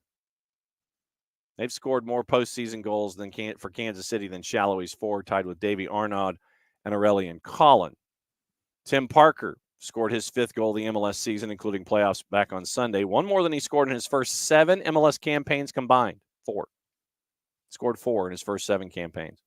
3 of Parker's 9 career MLS goals have been scored in the playoffs. All 9 have come off of set plays. I think that St. Louis is in trouble. I think Kansas City gets it done. Kansas City, by the way, in our Thanksgiving appetizer side dishes, is a minus 141. Largest favorite of the weekend. And the 90-minute draw and St. Louis City winning they're within the margin of error at a plus 321 for the 90-minute draw and plus 328 for St. Louis City to win outright in 90 minutes. Sporting, overwhelming favorite to get this one done in 2, and I think they do. Wiley, raised in mid-Missouri. I'm locked into that game for sure. What's the interstate that links those two? Is that I-59? Is that the interstate that, because all this does is remind me of Royals and Cardinals. It reminds me of that World Series and how they were like, yeah, this is the I-whatever rivalry. And I think that I-70, thank you. Yeah, so this is the I-70 rivalry for Major League Soccer. And I think St. Louis is out the door in 2 games. Once again, and Jared has made this point on the air, that when Red Bulls get into the postseason, doing something one match is fine. Doing something in a series is something entirely different. Sporting came out, found out how to attack all caps, put 4 on the board, and did it in a hurry. Also launched from distance and got it past Roman Berkey as well. I think Sporting gets it done. And everybody's going to sit there and go, oh, the 8th seed, oh, the 1. And he's going to be gnashing of teeth and rubbing of palms and all those kinds of things. Oh, I remember the gripes about the I-70 World Series, about how George Orta was, safer out. I remember that. I remember about George Orta. I'm of a certain age group. I remember. So this is the I-70. This is the I-70 rivalry in Major League Soccer. Maybe Sporting brings out George Orta to drop the ceremonial ball or be there for the handshake. Wouldn't that be wild? You bring out your George Brett. That's what you bring out, as many Kansas City Royals as possible. You bring out as many Kansas City Royals as possible for the handshake and the banner switch. You want to set this rivalry upside down. You bring as many Royals as you can find to Children's Mercy Park. You put them in the supporters section. Do you imagine what George Brett would be like in an elimination game? Get as many of the Royals out there as possible. We've solved it. This is the I-70 series. Get as many Royals. If you're Kansas City, if you get as many Royals as you can find and you get them in the building. Have them all wearing their Royals, like their Royals jerseys. And then they're all out there like middle of the pitch at Children's Mercy Park. And we'd like to welcome George Brett and, whomever. As many folks as you can find. As many Kansas City Royals as you can get in the door. And then it's like, we'd like to welcome them here for this piece of the I-70 rivalry in Major League Soccer. Then George Brett rips off his Royals jersey, and he's got the Compass Minerals Sporting Kansas City jersey on underneath it. Don't tell me that pop wouldn't be huge. George Brett rips off his Royals jersey, and underneath it's a Sporting jersey. You want that building to go upside down from the absolute beginning? You find George Brett and you have him out there for the banner exchange and the handshake and the coin flip. There, we've solved their problem. Last one is on free TV. Timothy Ford. I'm sorry. Timothy Ford, man in the middle for Whitecaps and LAFC, and they're opening up the Upper Bowl. Good on them. Vancouver, they've got to win this one to get it back to a game 3 at BMO. Losing 5-2 in a game that was tied at 2 at one point. And then you turn around and it's 4-2 and then it's 5-2 and you're like, yep. Take the over, by the way, and we'll get into that number as well going forward here. Timothy Ford, man in the middle. Andrew Bigelow and Chantal Boudreau are your ARs. Nima Sagafi is your fourth. Jair Marufo is your VAR. Tom Supple is your AVAR. So those are your ref assignments for the late game, the later than late game. It's on FS1 and FS2 and on Season Pass. So I'm guessing that this is a 7:55 Eastern Time pregame kickoff. Super hyper mega length pregame show for FS1. Fun facts: LAFC avoided defeat in both of their visits to BC Place this season, recording the 3-0 win in CONCACAF Champions League in the quarters, drawing 1-1 on October 21st. Whitecaps had won all 4 home matches they played against LAFC from 2019 to 2022. I still think that LAFC, there's something not right. There's something that's not right there. Might be defensively, but I just think that there's something that will prevent them from being a championship team out of the Western Conference. There's just something there. That run of form that they had after CONCACAF Champions League and Leagues Cup where they sputtered and they got found out. So I think that it's going to be somebody else out of the Western Conference. Vancouver's lost 2 of their last 17 in all comps after the defeat to LAFC on April 5th. They won 8 and drew 7, including 2 penalty shootout losses. Should the match end in a draw, the Whitecaps would need to win a penalty shootout to survive, something they've done once in 4 tries at home in their MLS era. LAFC has scored 4 or more goals in all 6 of its wins in all comps. Since the start of August, including the 5-2 victory over Vancouver on Saturday. LAFC has totaled just 5 goals in their other 9 matches in that time, where they've lost 5 and drawn 4. That's what I'm getting at. With LAFC, it's either feast or famine. Denny Bouanga's on, and they light up Vancouver like a Christmas tree right there, and it's right there on the grounds at the corner, right next to the mausoleum, and that's where that tree is, and that's where that tree is going to stay. Or they're like Charlie Brown chasing after the Christmas tree, and all that's left is the one that doesn't have but 4 or 5 of the needles on the top, and it lists once you put an ornament on it. That's why I don't think LAFC makes it out of the West. I think something happens. And that latter LATTER version of LAFC is going to show up at some point. I think this one goes to a game 3. I think that LAFC loses this one. The rest of the fun facts. Brian White scored Vancouver's first goal on Saturday. Ryan Gauld assisted on the second. 13th MLS match this year that both were involved in a goal, equaling some guys named Almada and Yakamakis. For the most games a pair of teammates contributed to a goal this season, including the playoffs. Denny Bouanga and Ryan Hollingshead became the 6th pair of teammates in Major League Soccer history to score a brace in the same playoff match on Saturday. Second LAFC duo to do so, as Vela and Dio did it back in 2019. LAFC is one of 2 teams, LAG, their brothers in Carson being the other, with multiple such playoff games in league history. I think Vancouver gets it done. Let's take a peek at the numbers real quick.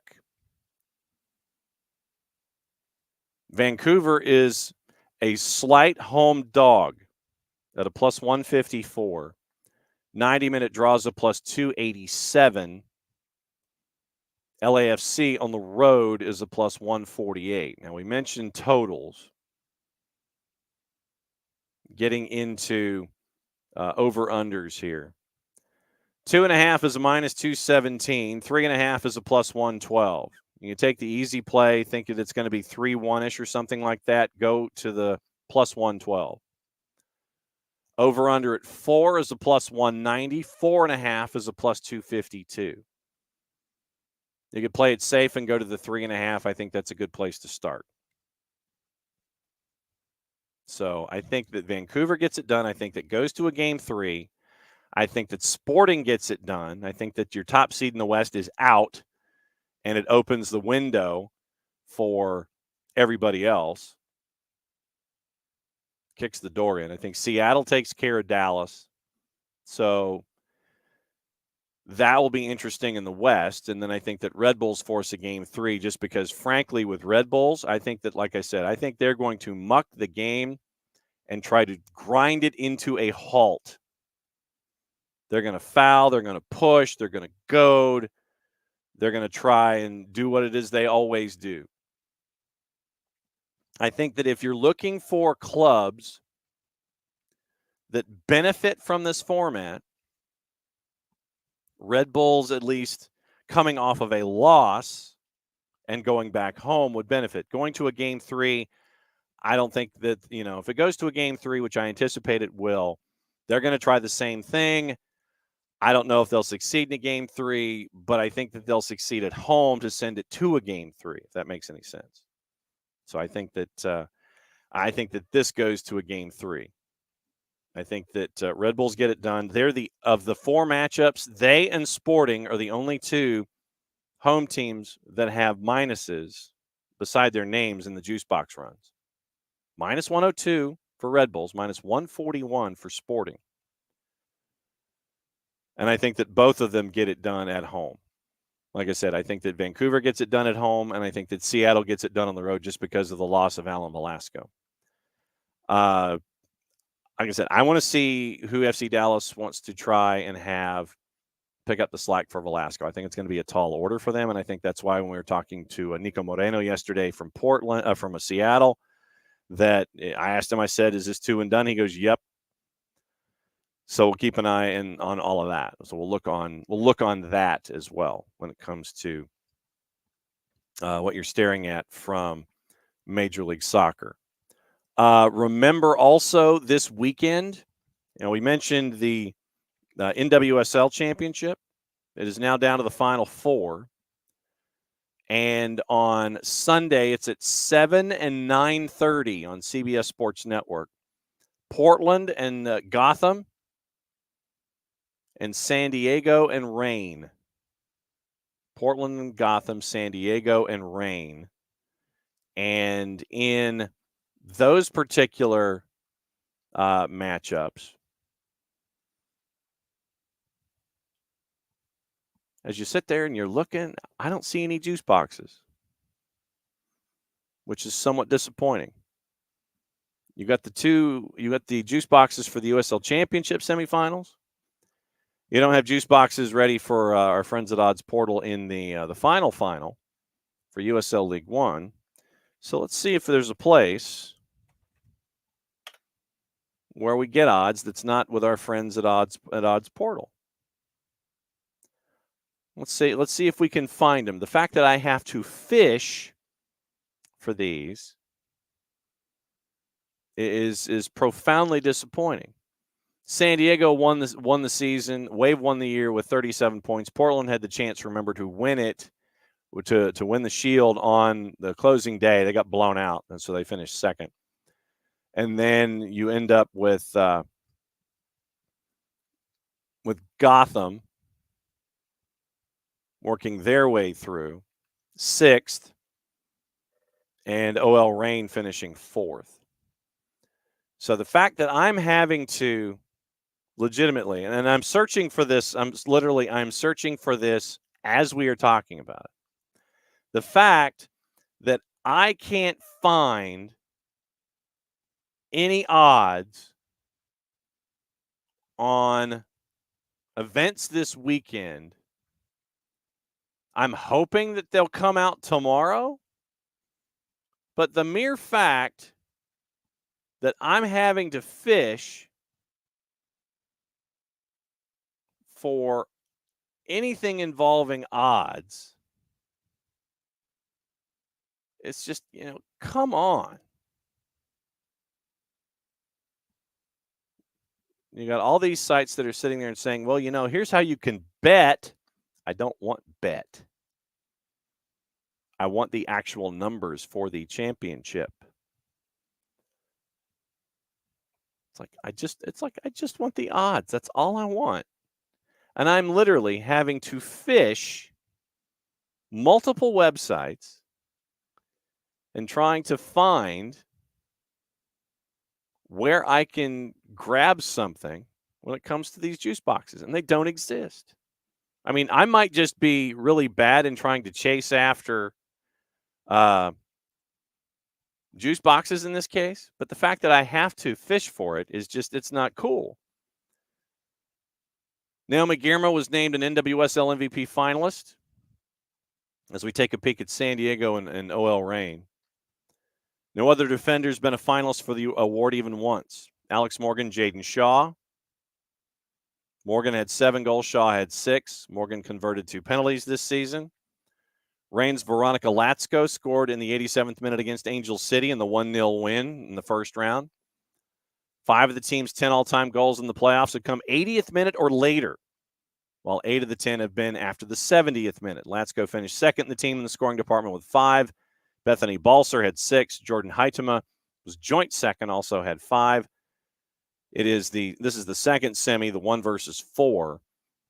Wave got the Shield winning 5 of their last 7, most wins in a 7-game span in the regular season in club history. San Diego's also kept 3 clean sheets, longest streak in club history in all comps. In the 1-0 win over Angel City to start the playoffs, Reign allowed an XG of plus 1.8 if you're into those kinds of things. Lowest XG allowed by any NWSL team in any game all season. Reign has also never lost to the Wave across all comps, 6 wins, 2 draws. They've won all 4 against San Diego this year. No NWSL team has ever won 5 games in all comps against another team in a single calendar year. San Diego's in the playoffs second straight season, beating Chicago 2-1 before losing to Houston 2-1 last year. Wave looking to join Courage as the only teams in league history to have a playoff win in each of their first 2 seasons as an NWSL team.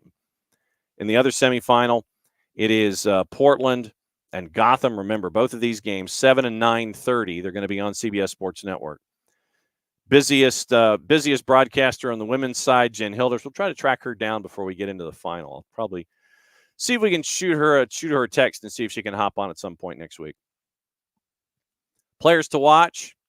Thorns' only team had 2 players nominated for the MVP award, Sam Coffey, Sophia Smith. Coffey led the Thorns in assists. Passes attempted, 3 shy of 1,000 on the nose. Tackles attempted and picks, among other categories that she had with Portland. Smith had 11 goals, 1 penalty, including 5 from outside the box en route to a golden boot. 5 assists bested only by Coffey's 8. Gotham's win over North Carolina. Lynn Williams delivered her 3rd career assist in the NWSL playoffs, tying her for the most in league history with Lauren Holiday, Jess McDonald, and Heather O'Reilly. Williams also has 3 playoff goals and joins McDonald as the only players with at least 3 assists and goals in playoff games. First semifinal, Portland's the 2, Gotham is the 6. Gotham beat North Carolina in the first round to advance. Winner of the matchup then gets the winner of San Diego and Reign. Portland enters the postseason having lost 8 of their last 16 games in all comps since June 11. From the start of the 22 season through June 10 of this year, the Thorn lost 7 of their 42 matches played in that stretch in all comps, winning 21, drawing 14. But they've lost half of their last 16. Win 6, draw 2, lost 8 since June 11th. Gotham in their first NWSL playoff win with the 2-0 win over North Carolina. It'll be their 4th playoff game, all of which have been on the road, longest streak of true road games for any club in playoff history. Since the beginning of 2018, Portland's lost just once to Gotham, winning 7, drawing 6, and losing 1 in all comps. One of those draws came in the only non-regular season meeting between the teams when Thorns beat Gotham in a PK shootout 6-5 in the 2021 Challenge Cup final. Sunday will be the 6th home playoff game in Thorns team history, tying them with Reign For the most home playoff games in NWSL history, Portland has allowed at least one goal in all 5 of their previous home matchups. Playoff games, as all 3 of its playoff clean sheets have been in NWSL championship games. So do you go with Gotham on the hot streak and Thorns, who've been kind of stumbling their way through? Maybe. And then I know that obviously Reign has had Waves numbers, so you could have 2 lower seeds. The 2 road teams could get some damage done here in the NWSL for the NWSL semifinals. Once again, the championship coming up next weekend. USL Championship. Once again, we are in the conference finals. And we do have juice boxes for this one. You have the 2 games. Charleston and Lou City. Charleston coming through as a 3 seed. You can catch our full conversation that we had with Kaylor Hodges from the USL show yesterday. That's posted to the network. Charleston is a plus 127. Draw is a plus 252. Lou City is a plus 177. And Sacramento Republic, the number 1 seed, top team in the USL Championship, is at home against a team that has been beating no one but teams from the state of California in their playoff run, knocking off 3rd seed San Diego in the first round, knocking off 2 seed Orange County, OCSC in the second one. So this could be the 3rd California team to knock off in a row if you're Phoenix. Rocco Rios Novo in net for Phoenix Rising, by the way. Sacramento's a minus 106. Your draws a plus 249. Phoenix Rising are a plus 256. I think this is going to go the way of Sacramento and Lou City. No Fidel Barajas, according to Kaylor yesterday. So you're looking at Lou City at Sacramento for the championship. That'll be on ESPN2 next weekend. But we get juice boxes here, and we don't get juice boxes for the NWSL semifinals. Let's see how this goes. Let's see how this works. League One final is the Dogwood Derby between Charlotte Independence and North Carolina FC. North Carolina FC heading to the USL Championship next year. So they could go out on the winningest of winning notes and promote themselves in theory. So it would be interesting to see what happens here. I would imagine that North Carolina FC is favored, being the top seed in USL in USL League One. But once again, you wouldn't know because there are no juice boxes available yet. We will assume that this is the case. So, Dogwood Derby, the 19th Dogwood Derby, Charlotte Independence, North Carolina FC. That is your USL League One championship. USL championship is next week. They're in the Final Four, 7:30 and 10 o'clock on ESPN Plus this weekend to keep an eye on everything there. Also on the board, gossip, rumor, and innuendo, what to watch, where to watch it, all those kinds of things. Before we also get into the news and the papers before we go. Real Madrid want Reece James from Chelsea, but the Blues will demand a big fee. AC Milan interested in signing defender Lloyd Kelly from Bournemouth, although Spurs want him as well. Juve, Dortmund, Fulham, West Ham are among the other teams interested in Kelly, whose deal expires next summer. So it would behoove Bill Foley, who is looking for also a piece of the action at Hibs. Part ownership, he's looking at that. It would behoove Bill Foley to lock up Lloyd Kelly. Remember, it's about controlling the asset. Control the asset with Lloyd Kelly. Sign him to a longer deal. Get a larger payday. Protect your flanks. Just make sure that he doesn't get to go on a free if you're Bill Foley in Bournemouth.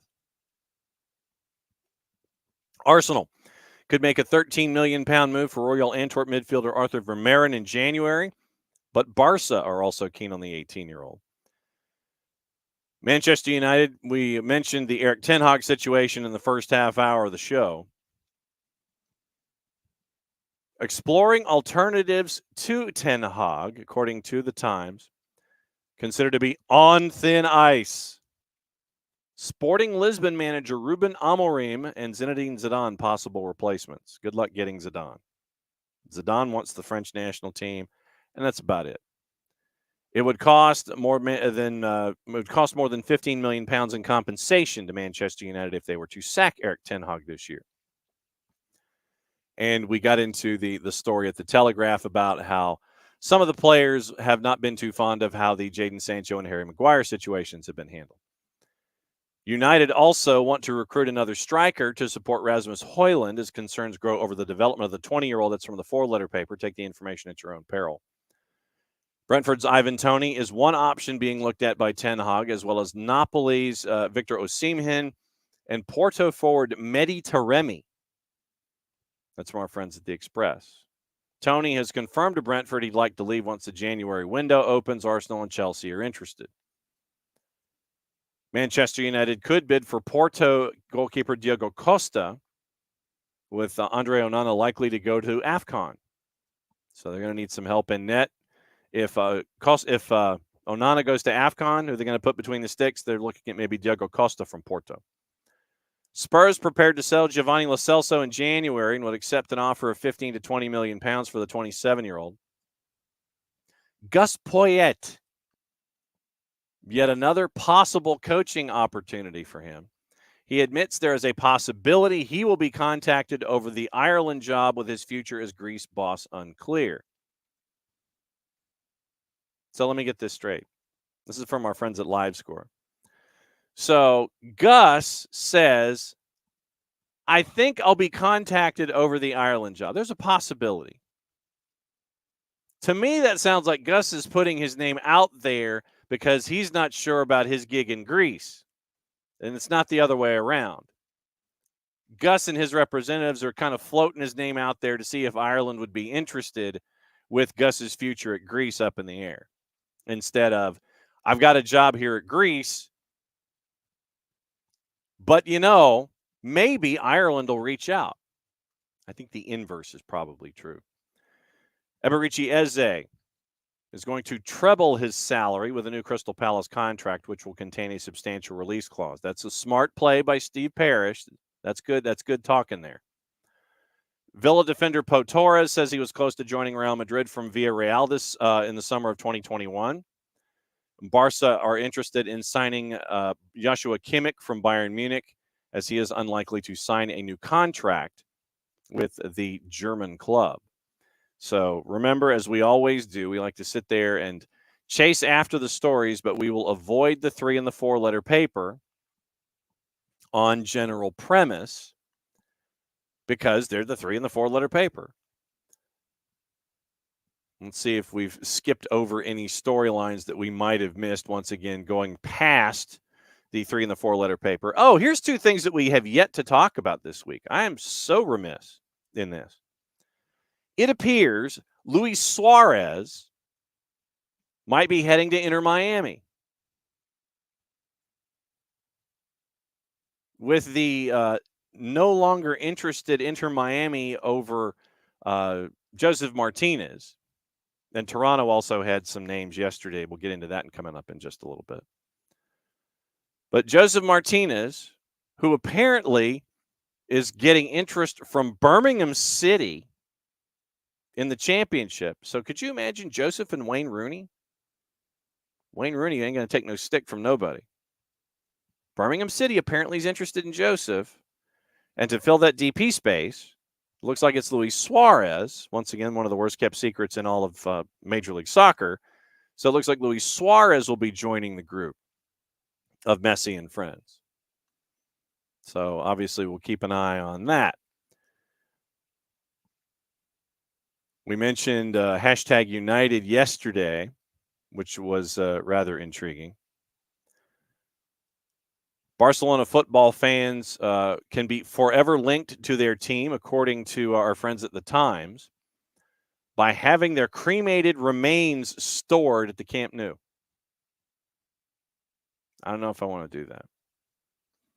Zidane has already, according to the Daily Mirror, ruled himself out of taking the United job. Aaron Ramsdale has been tipped to take his place back on the substitutes bench, for Arsenal's trip to Newcastle on Saturday evening by club legend Ray Parlour, who also thinks Arsenal will not win the Premier League with just Eddie Nketiah up front. And police are appealing for witnesses after 2 teenage football fans were attacked and had to receive medical treatment in the aftermath of Middlesbrough's clash with Stoke City. I guess that qualifies for today's version of stupidity down here.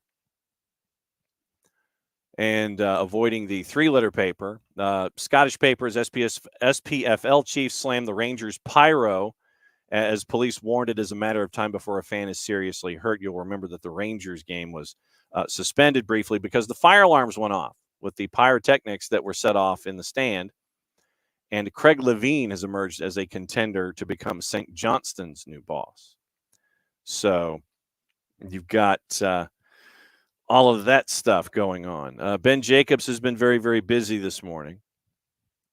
And it's also, as we continue our news out of Manchester United, he says that Sir Jim Ratcliffe plans to invest $300 million of personal funds into Manchester United, which will be used on stadium infrastructure. Mark Kleinman, first in line at Sky News to report that. Under all structures considered, Ratcliffe has always factored in pledged investment on top of buying shares. Ratcliffe is still finalizing the deal for 25%, feeling as an agreement is on track to be announced this month. We talked about in hour number 1 what could happen with Eric Ten Hag, his compensation, bringing in players, keeping Jadon Sancho, keeping Harry Maguire, getting rid of Jadon Sancho, getting rid of Harry Maguire. If Jim Ratcliffe is in the door and ratified, does he bring in his own dudes? Who's not happy? Who would not be happy with Ten Hag, or does he stick with Ten Hag? All these questions. Talks also continue over potential sporting hires ahead of a deal being board approved, including Paul Mitchell, who wants the sporting director gig. So you've got you have that. Emma Hayes on a conference call on Chelsea FC women's side with a Caterina Macario update says that the women's national team player is considered a long-term injured player, but that can change in a few weeks, hoping the club can manage her rehab process without having a surgical procedure. So that's your Caterina Macario update. Jacobs also says one other key point, the $300 million should be seen as initial pledged investment. No one involved from Ineos views this as a final number. Due diligence and Manchester meetings have made it clear that far more is required in that particular notion. So as we look at all of this stuff that's going on, somebody asked Wayne Rooney about what's going on with Manchester United, and he says the players have to take some responsibility for the club's current problems. No word currently on the possibility of Wayne Rooney picking up Joseph Martinez. So we'll keep an eye on that. That was very interesting to see that one kind of trickle across the line the other day with Joseph Martinez perhaps being interested by Birmingham City. Abdoulaye Doucouré has signed a new contract with Everton, extending his stay with the club until June of 2025. 108 appearances for the club, 13 goals since moving there since September of 2020. Everton TV plus their 280-character app released a very, very tight shot of Doucouré's face where he gave a 4-paragraph answer about how proud he is to continue to be staying at Everton. Eric Ten Hag has defended his squad when asked about Ratcliffe's potential investment. He says, I have a good squad. I'm convinced of the players in this dressing room. And you have to say that as a coach publicly. We've seen last year they can do a lot better, but it's up to me to let them play better. I will put every effort and get this done. I'm not thinking about windows. When the players are returning from injuries, we play better, definitely. Roy Hodgson, when asked about it earlier today, is confident on the Eze deal. He's been out with a hamstring injury, meaning Eze, not Hodgson, since the 1-0 win over Manchester United, which ruled him out of the England squad for games against Australia and Italy last month. A lot of stuff involving Manchester United. We've talked about it a lot, almost all of it on the show this morning. Rafa da Silva has reignited his feud with Carlos Tevez, claiming he's never been a fan of his because he would pick on youngsters while at Manchester United. Once again, that information coming from the 4-letter paper. Take the information at your own peril. So we've got all of that.